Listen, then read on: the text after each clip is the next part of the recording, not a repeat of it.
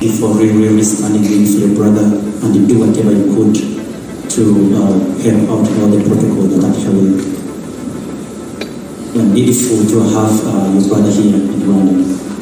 So we just use a few minutes, maybe like 45. Thank you very much. Thank you very much for coming for so many for his hearing. I knew Tom from 2006 to 2008 when I used to work in Kenya. I used to visit Rwanda. And he was a person with a good heart. I knew him like that always. When I came to Rwanda, living in Rwanda from 2009, we continued to be good friends, but in 2011, we decided to get married. You know, as a Japanese woman, to marry African man, I had to really think what I was going to do. But because of his good heart, I knew that we are going to make a good family, happy family, with peace. So despite some people's, discouragement, I said, I know what I'm choosing, and it is not the nationality or color that you need to look, it's heart of the person. Since we married, he proved to be a person with a very good heart. He was a good father. When I was transferred from Rwanda to Lesotho in 2017-2018. I could trust him for all raising his children. He was raising children alone, but he was very responsive, checking always the safety of the kids. He was a very good father. You may know him as YANGA, and then for me, I know him as Tom.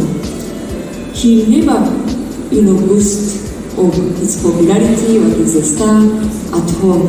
He was very simple, humble person, and also very patient. He may get annoyed, it takes time. He responds to me very calm manner. He was a very peaceful person. He loved peace. So I really loved him a lot. My children loved him a lot. Not only that, he also saved me. As a person coming from Asia, you may expect me as a Buddhist. My family was a Buddhist, my parents were Buddhist, because that's the only things we knew. I was more open to other religion, so I used to go to church, but Tom is the one who has saved me, who taught me the values of Christianity, the life of Christianity, and I'm really blessed because of him.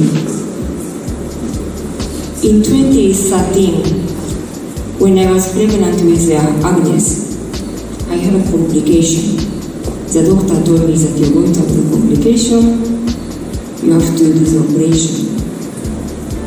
Tom told me, let us go to Uganda, there's a church where they heal the people. So the brother, the pastor, prayed for me. And then after that, I think after 2-3 months, nothing has changed, and I went to Japan for the delivery. But like 2 weeks before I delivered, something has changed. I did a normal delivery for Agnes. We went back to church, we sang them, and that really opened my mind that there's a miracle which is happening. But not because of the miracle, but because sometimes there's an invisible power that we neglect in our life. I was converted to Christian. Tom took us to the different churches, we continued to pray, and I think 2019, when he got disease, he got a cancer, we decided to bring him to YESU because of the access to medical services in South Africa. Despite the disease, he believed, he continued to pray, he attended the churches, he became a prayer partner in YESU. He had a network with the pastors. And then at one time, Junior came to assist us to help him during that time. But after 6, maybe 7 months, he was completely healed. The results of the biopsy says he doesn't have a cancer.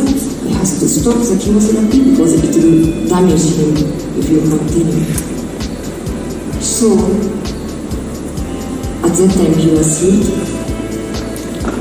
He came back to Rwanda, and then in 2020, COVID has come. So, we had a separation for 1 year. He was in Rwanda, I was in YESU with the kids. In 2021, he came back, but he was a little bit sick.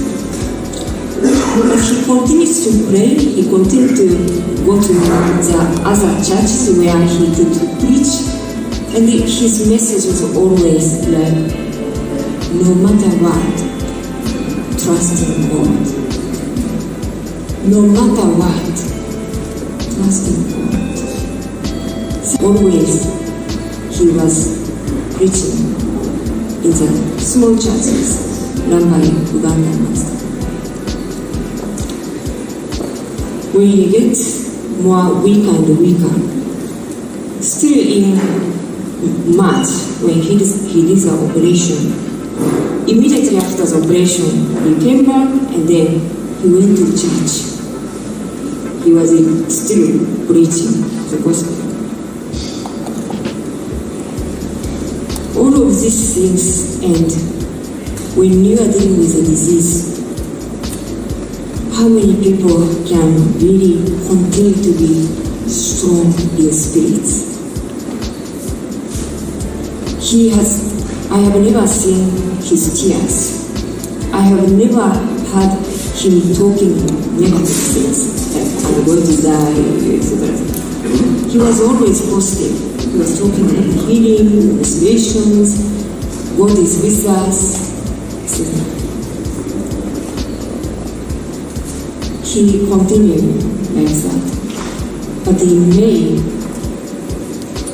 when we went back to the hospital, we had a bad news from doctor. And I knew that his time with us is limited. And that's why, as a wife who respects, who admires, who loves, the only thing that I could do was to take a leave, be with him, listen to what he wanted to do, be with him until the last moment to show that his family loved him. So that's what I did. He wanted to go to Johannesburg, so we did that. And we are so blessed to know Pastor John, his family, the other prayer group. Even there was a Basotho pastor who used to come and pray for us. And the last 1 month of his life, he was so blessed because of those environment that he was, the prayers, the people praying for him, and he also continued to pray. we were in the hospital always because he doesn't like being alone. Through his life,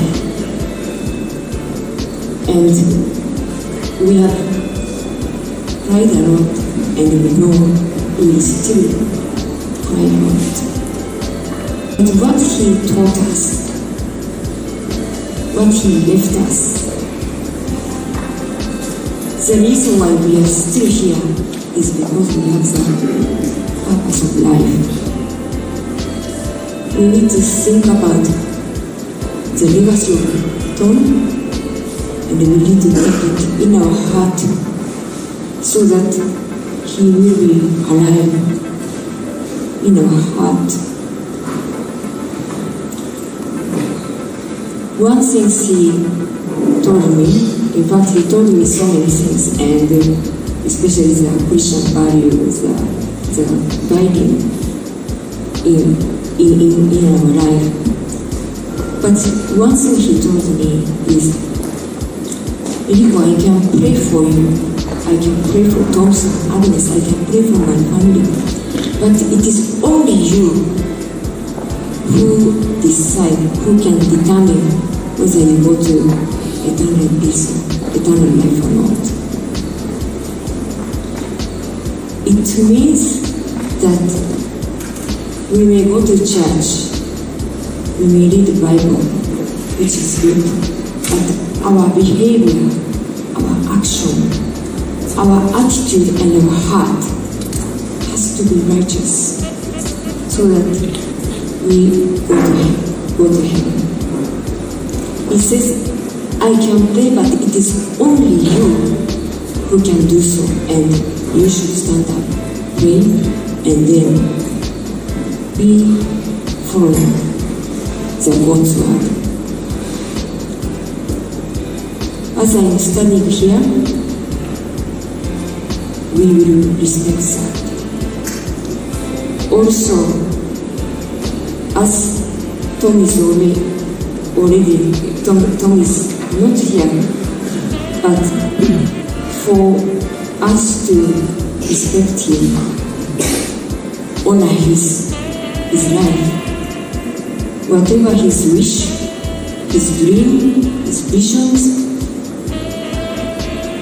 we should continue. Not because Tom has gone, we are going to quit everything. No.